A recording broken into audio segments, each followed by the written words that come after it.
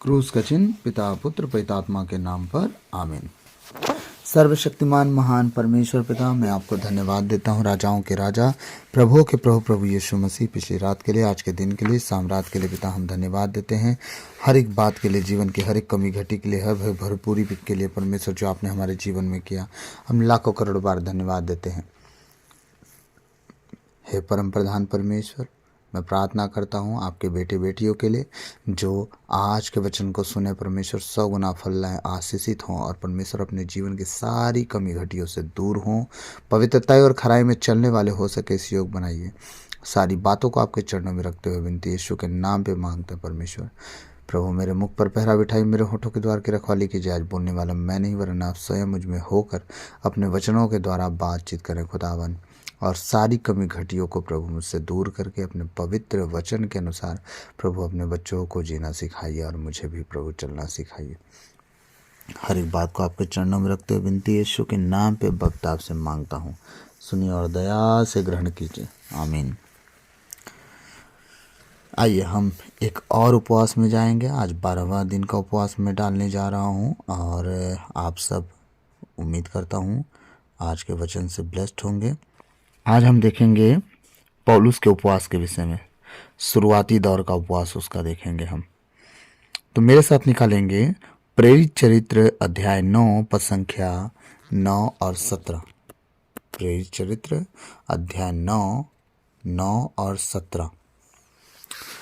लेकिन 9 पढ़ने से पहले हम चलेंगे बेसिक चीज़ों को जानने कि हुआ क्या था। सबसे पहले देखेंगे हम हुआ क्या था।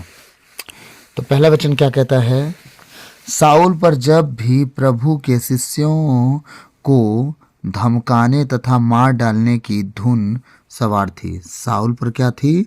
साउल पर अब भी प्रभु के शिष्यों को धमकाने तथा मार डालने की धुन सवार थी। एक व्यक्ति किसी चीज को ठान लेता है, मैं यही करूंगा चाहे कुछ हो जाए, तो धुन में उसको बोलते हैं धुन सवार होना।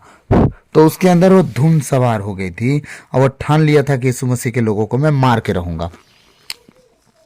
उसने प्रधान याजक के पास जाकर दमिश्क के सभागृहों के नाम पत्र मांगे, जिनमें उसे यह अधिकार दिया गया कि यदि वह वहां नवीन पंथ के अनुयायियों का पता लगाए तो वह उन्हें, चाहे वे पुरुष हों या स्त्रियां, बांध कर यरूशलेम ले आए। नवीन पंथ का मतलब जो कुरान पाक में लिखा है, जो पुराने विधान में लिखा है, उसके अलावा कोई शिक्षा अगर दी जा रही हो तो उन्हें बांध कर कौन ले जाए? कहाँ ले जाए? यरूशलेम। चाहे वो औरत हो चाहे पुरुष हो, ये सारा अधिकार लेके कौन चल रहा था? साउल। ठीक।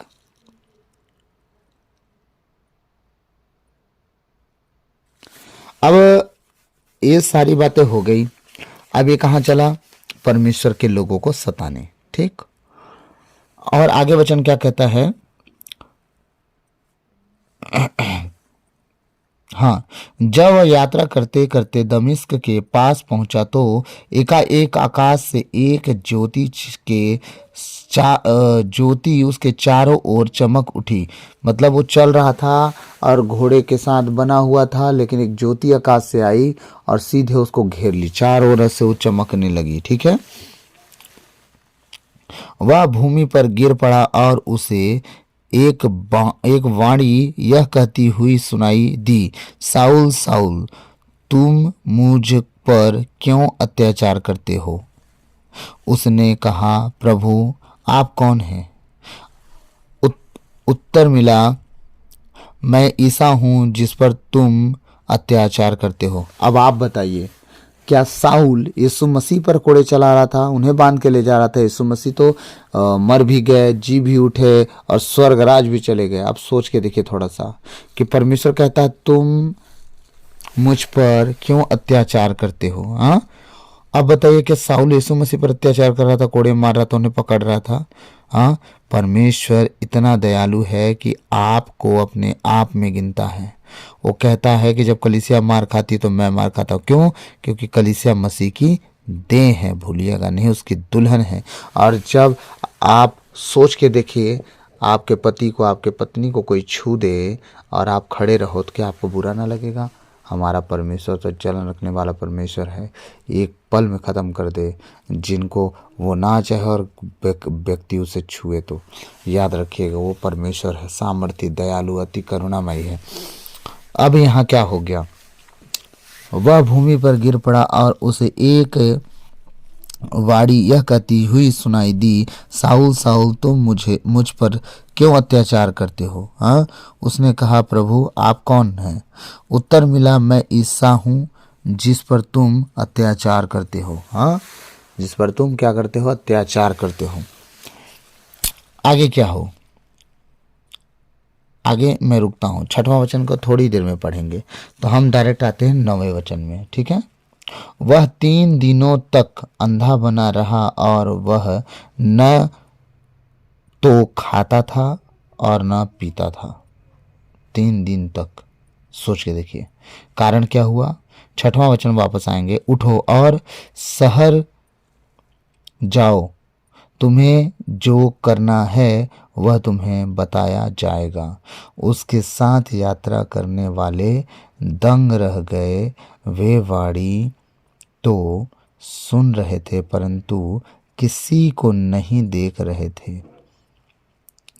पा रहे थे। साउल भूमि से उठा किंतु आंखें खोलने पर वह कुछ नहीं देख सका। इसलिए वे हाथ पकड़कर उसे दमिश्क ले चले। कहाँ लेके चले? दमिश्क, जहाँ वो लोगों को बंदी बनाने जा रहा था, यीशु के लोगों को। अब वहीं दमिश्क उसे ले जाया गया। ठीक है। वह 3 दिनों तक, 9वां वचन क्या करा? वह 3 दिनों तक अंधा बना रहा और वह न तो खाता और न पीता था। 3 दिन तक का उसका उपवास और प्रार्थना हो गया इस बात पे कि मैंने कौन कौन से ऐसे गलती और गुनाह किए कि आज मेरे साथ ये घटा। अब ये साउल की मानसिकता, वो सिर्फ साउल की मानसिकता नहीं था। प्रभु के बेटे और बेटियों, अगर ध्यान से मन लगा के आप सोचें तो समझिएगा। वह 3 दिन तक अंधा बना रहा और वह न तो खाता न पीता था। सोच के देखिए उसके मन में कितना सवाल चलता रहा होगा कि मैं अब कैसे करूँगा, मैं तो अंधा ही हो गया। एक पल अंधा अगर कोई बना दिया जाए तो क्या हाल होगा। वो तो सीधे से 3 दिन 3 रात तक अंधा बना रहा, लेकिन एक कारण से, वो परमेश्वर है। उसको सताने वाले, उसके लोगों को परेशान करने वाले, तंग करने वाले, उजाड़ने वाले, तोड़फोड़ करने वाले, चाहे वो कोई हो, परमेश्वर उन्हें ज़रूर हिसाब किताब उनका बराबर लौटाएगा। क्योंकि हमारा परमेश्वर वो है, जब हम एक बीज बोते हैं ज़मीन में, वो परमेश्वर कितना बड़ा विशाल का पेड़ खड़ा कर देता है। याद रखिएगा, साउल जो बीज बोया था उसका कटनी काटने का दिन आ गया था। वो इज़राइल के लोगों को मारता था, कलीसिया को मारता था, यीशु मसीह के चेलों को मारता था, इसलिए कि वो यीशु के पीछे चलते थे। इसलिए साउल का कटने का टाइम आ गया। अब साउल काट रहा है। दमिश्क में अनानियस नामक शिष्य रहता था। प्रभु ने उसे दर्शन देकर कहा, अनानियस।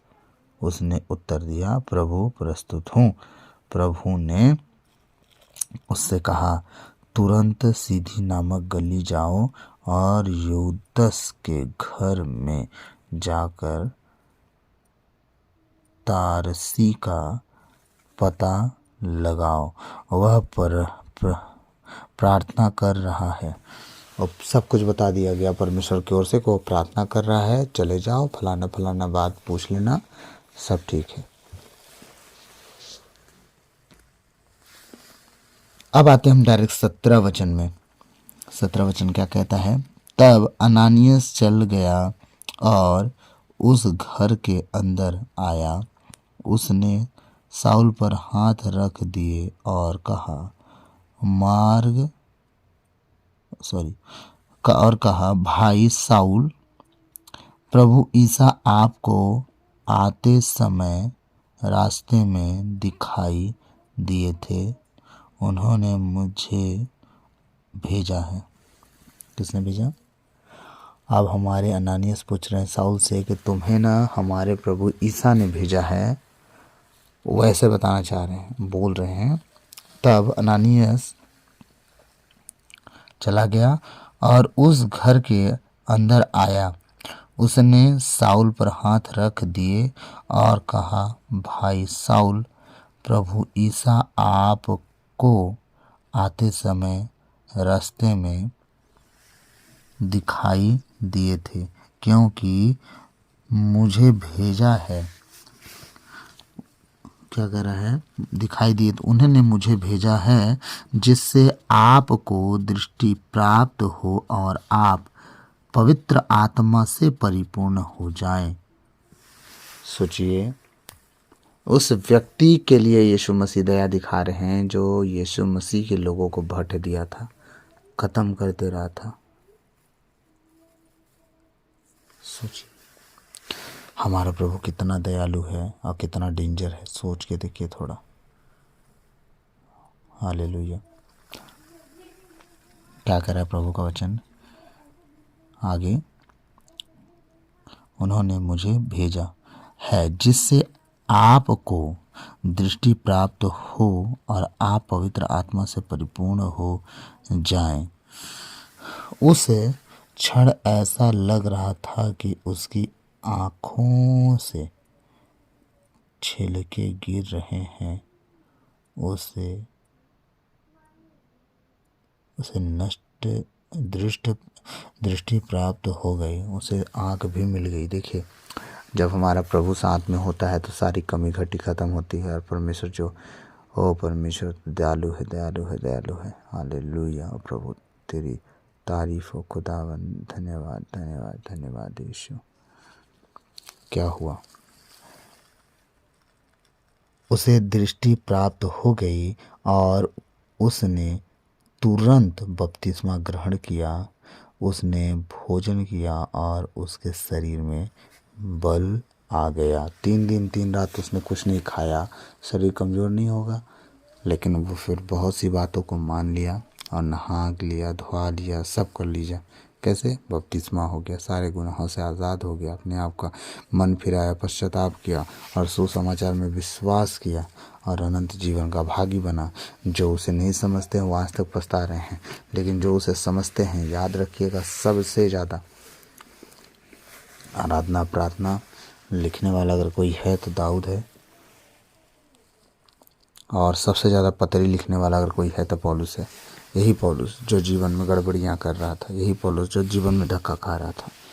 इसीलिए परमेश्वर सब की रीति से, सब बुद्धि से, सब शक्ति से आप कुछ नहीं कर सकते। जो भी करना है प्रभु की आत्मा के द्वारा करना है। आमीन। कुछ कहना चाह रहा था पर भूल गया। मैं पहले भी बताया हूँ कि मैं जब प्रार्थना में, वचन में रहता हूँ, कुछ बातें ऐसी उठ के दिमाग में घूमने लगती हैं कि उन पर फोकस कर देता हूँ। इसके लिए मैं क्षमा चाहूँगा। बीच बीच में मेरी बातें दब सी जाएंगी तो उनमें आप ये मत सोचिएगा कि मैं कहाँ चला गया। बस इतना ध्यान दीजिएगा कि मुझे जो विज़न दिखने लगते हैं मैं उनके पीछे रुक जाता हूँ।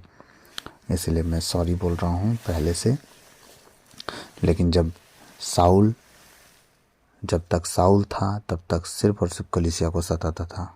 लेकिन जिस दिन परमेश्वर उसका नाम बदले, तेरा नाम अब पौलुस होगा, कलीसिया को संभालने वाला हो गया। आमीन।